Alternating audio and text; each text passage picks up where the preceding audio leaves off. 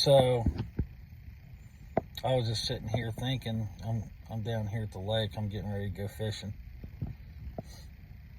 And I was thinking back, for some reason, back when I was 18 years old. Me and some friends, they were in a different car, and I had my girlfriend in my pickup truck with me. We went down to a rural camping area in the country, in the state of Kentucky.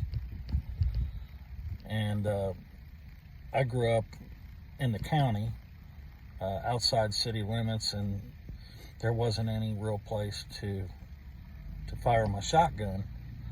So I put that 12 gauge shotgun behind the seat of the truck,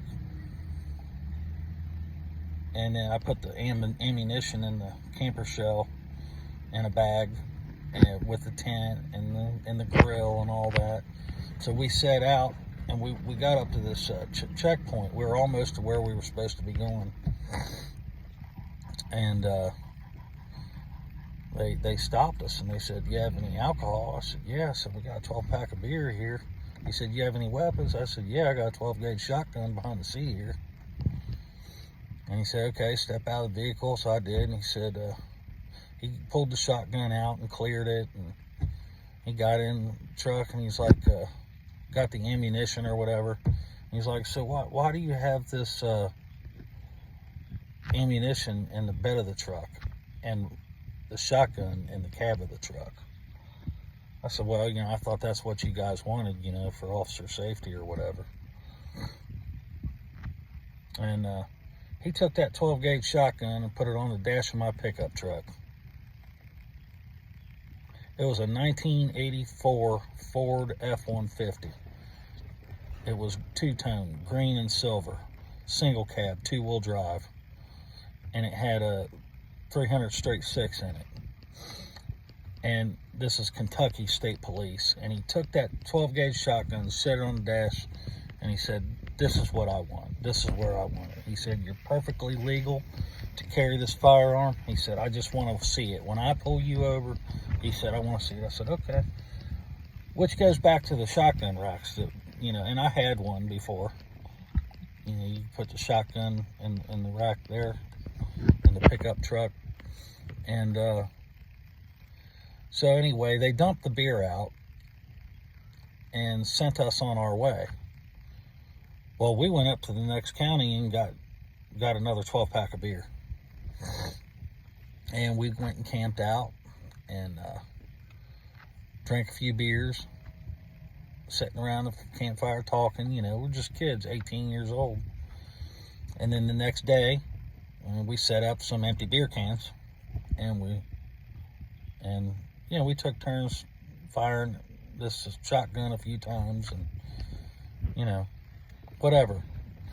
And then that was the end of our weekend, and we came home.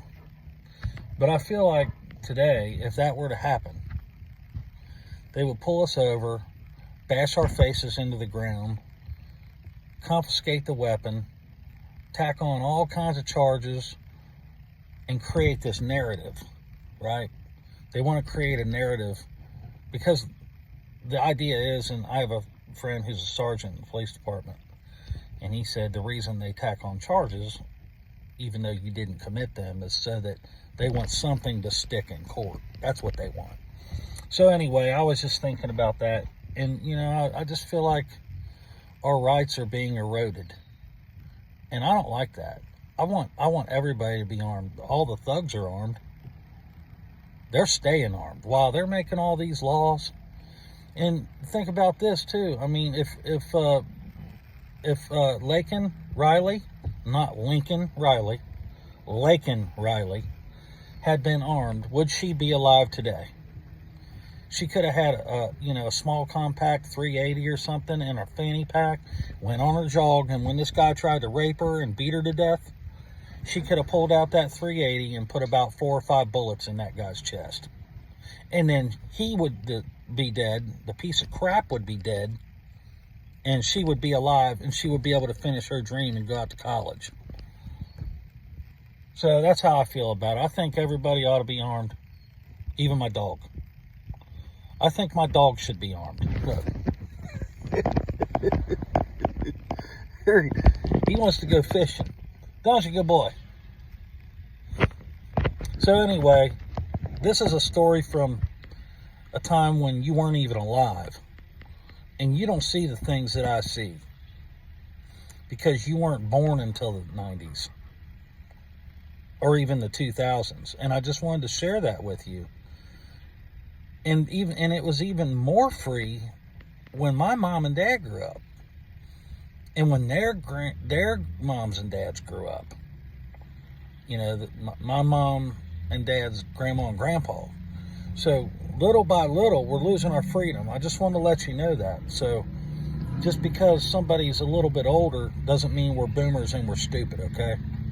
I just wanted you to know that.